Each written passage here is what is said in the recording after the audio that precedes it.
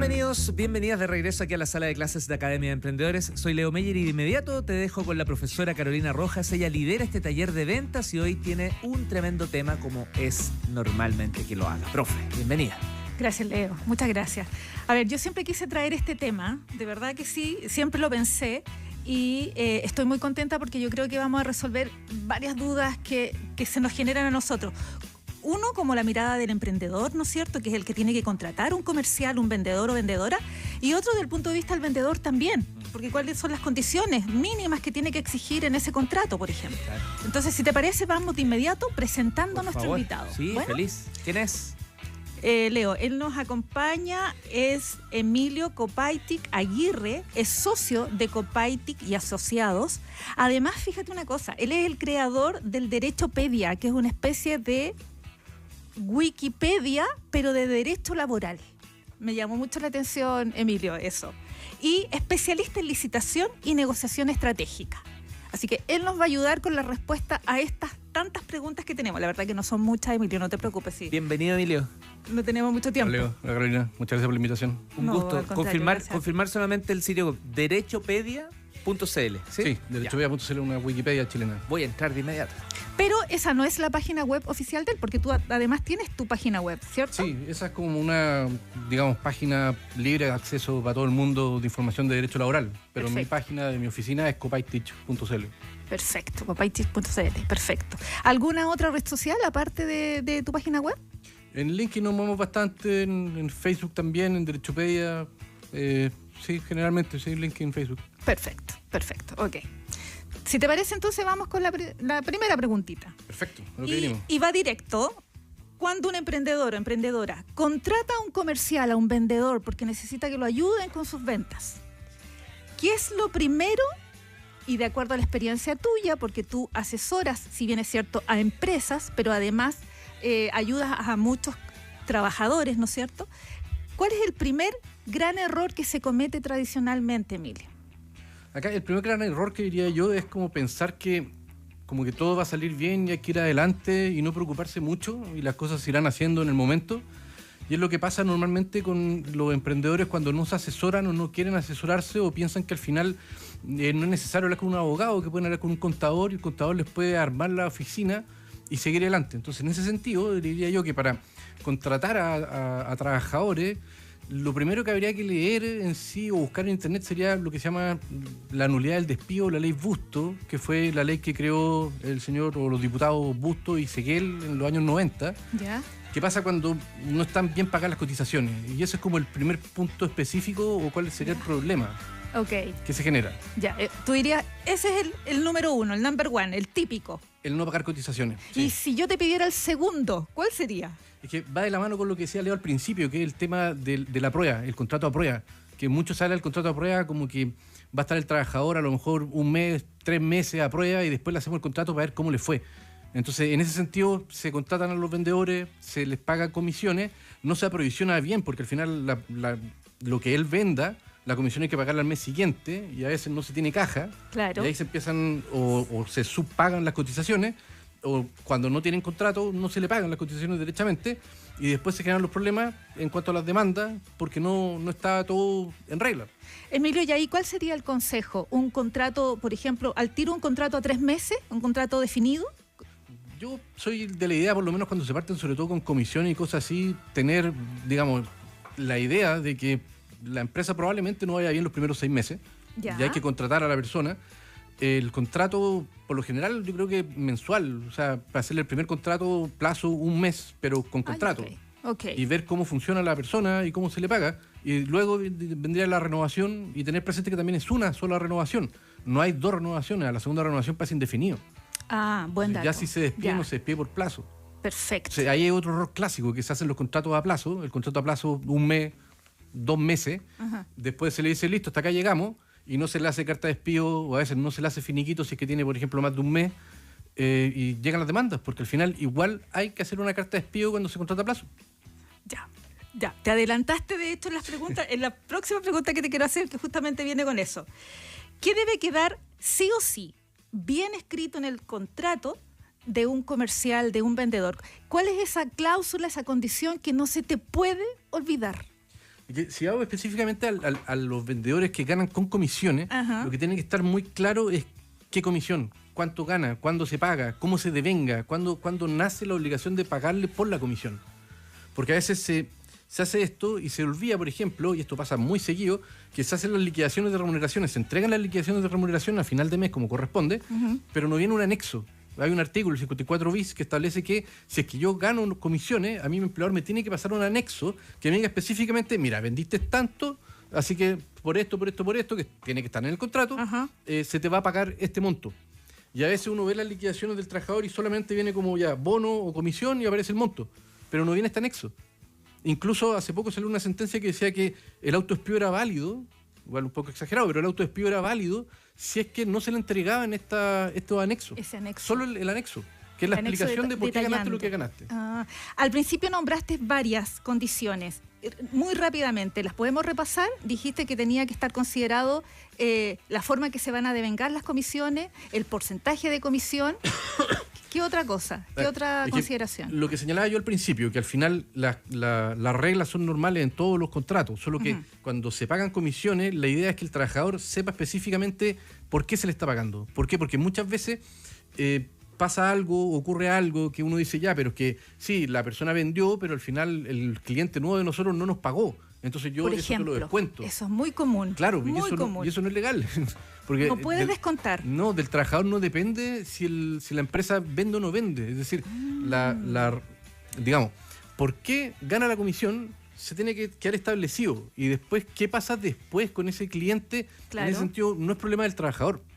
Entonces, Buen por eso dato. yo hablaba de la provisión. La empresa tiene que saber que a lo mejor contrato a una persona y si la contrato por 3 meses o la contrato solamente por 1 y resulta que yo pienso que va a vender 5 cosas y al final resulta que vende 25 y yo no tengo caja para pagarle al mes siguiente. Claro. Entonces ahí se producen los problemas y eso tiene que estar muy acotado y la comisión, como decía, tiene que estar muy bien establecida de por qué la persona va a ganar X y bueno, yo tengo que tener la caja para pagar ese X y además por cada X que yo pago tengo que pagar la cotización. Entonces, a veces los trabajadores piensan como, la empresa a mí me paga X. Y no, la empresa no paga X, paga un extra. O sea, incluso las cotizaciones que aparecen en mi liquidación de remuneraciones, no es eso solo lo que paga la empresa por mí. La empresa paga otras cotizaciones aparte, que aumentan también los costos para la empresa del trabajador. Y todo eso, y para mí por lo menos, idealmente es explicárselo a los trabajadores. Cosa que sepan bien cuánto es lo que están ganando, cuánto es lo que están cobrando, digamos. Bueno, justamente te iba a tocar el tema de que en general las comisiones son súper conflictivas. Nunca he sabido yo me he dedicado 30 años a vender y nunca he entendido por qué es un concepto tan conflictivo, porque tiene muchas variables. Y junto a esa pregunta quiero tocar el tema de la semana corrida. Yo sé que tú me comentaste que es un temazo, pero cuéntanos rápidamente, ¿qué es lo que es la semana corrida? ¿Por qué un vendedor debiera estar afecto a este concepto? La semana corrida es un beneficio, por decirlo de alguna forma, remuneracional, que se le otorga a los trabajadores cuando se supone los trabajadores trabajan de lunes a viernes. Ya. Y la idea es que, comisionista, ¿ya? La idea es que el sábado y el domingo estén con su familia. Claro. O que hagan su vida, digamos, lo que quieran, ¿ya? Entonces, ¿qué se hizo en la ley? Se dijo, ya mira, de lunes a viernes ganaste tanto en comisiones, así que vamos a sacar un promedio que se calcula de cierta forma, que puede ser media extraña, pero se calcula de cierta forma, y con esto que tú ganaste, suplimos el sábado y el domingo para que tú no estés buscando ganar más comisiones los fines de semana. Cosa que si tú llamas por teléfono y tienes que conseguirte las comisiones, digamos, Sí. lo hagas en tu horario de trabajo, si es que tienes horario de trabajo establecido, y el sábado y el domingo no tienes que trabajarlo. Entonces la idea de pagarte... Desincentivar el trabajo sábado y domingo en este tema. Podemos decirlo así, o desincentivar la vida familiar. O la vida- incentivar la vida propia. familiar. Tienes toda la razón. Ya, Sería como, claro. por ahí. En positivo. En positivo, claro. Y por lo tanto, es un concepto que cualquier persona comercial que tenga sueldo variable por comisión corresponde su semana corrida. Según algunos, ese es el problema. Si el problema es que la semana corrida es de los temas más conflictivos actualmente en el derecho laboral, ¿por qué? Porque parte de los jueces establecen que si yo gano comisiones, entonces me tienes que pagar semana corrida. Y otros dicen, según la ley, o bueno, depende, que tiene que devengarse diariamente. O sea, la comisión que yo gano tiene que ser diaria para tener semana corrida. Y cambia mucho y demasiado. Entonces, lo ideal en estos casos siempre es ver específicamente cómo se está pagando la comisión y asesorarse. Perfecto. O sea, tener una como respuesta amplia en cuanto a la semana corrida, porque hay demandas gigantescas. Hay una AFP que ha tenido una demanda gigantesca ahora con todos los comisionistas. Yo he participado en algunas y es mucha plata. ¿Por qué? Porque también va ligado al tema de la ley Bustos-Seguel, que será la nulidad del despido, y cómo esto es una bola de nieve que al final termina destruyendo empresas. Bueno, junto con la semana corrida, aquí viene otro temazo, artículo 22. ¿Y por qué es beneficioso que un comercial sea contratado bajo ese artículo 22? Depende para quién. O sea, a ver, para la empresa, ¿por qué sería beneficioso? ¿Por qué? Porque el artículo 22, en ese sentido, que es el artículo 22, inciso segundo, establece que la persona no tiene que cumplir horario. No cumple horario. Ahora, llevándolo como a rajatabla, lo esencial es que yo no cumplo horario, pero a mí no me fiscalicen. No me controlen. No me controlen. Perfecto. No me controlen en la semana, en el mes, y a fin de mes yo puedo hacer algunas cosas, pero no es trabajo remoto. Claro, no es trabajo remoto. Ya. No, es muy diferente en ese sentido. Entonces, el artículo 22 también funciona que yo, como empleador, cuando tengo el artículo 22, inciso segundo, y la persona no cumple horario, tampoco tengo que pagarle el ingreso mínimo mensual, que está en 539, sino que esto se puede suplir en cierto sentido, mientras se logren las metas, con las comisiones. Entonces ahí es donde para la empresa es como atractivo. La persona la tengo con el artículo 22, trabaja en su horario cuando quiere, ¿ya? No le pago un mínimo, porque el mínimo se lo hace él con las comisiones. El problema es cuando después esa persona dice, sí, pero yo tenía que ir todos los días a una reunión, tenía que conectarme a Zoom todos los días a las 9. Claro. Después además tenía que mandar informes todas las semanas. Además me mandaron una hoja de ruta con todos los lugares a los que tenía que ir o los números a los que tenía que llamar diariamente o semanalmente. Y al final esta supuesta no supervisión es una supervisión directa. Se cae el artículo 22, no me estaban pagando el ingreso mínimo mensual como correspondía, por lo tanto me deben la diferencia, Claro. y cae la ley Bustos de nuevo. Alerta de demanda. Uy, alerta de demanda, qué manera. Está lleno de detalles, demasiados. Lleno. Y el artículo 22 hoy día o todavía se usa, o en realidad se usa, no todavía, se usa, pero en general para todos los tipos de comerciales, o ya hablamos de que tienen cargos de ejecutivos.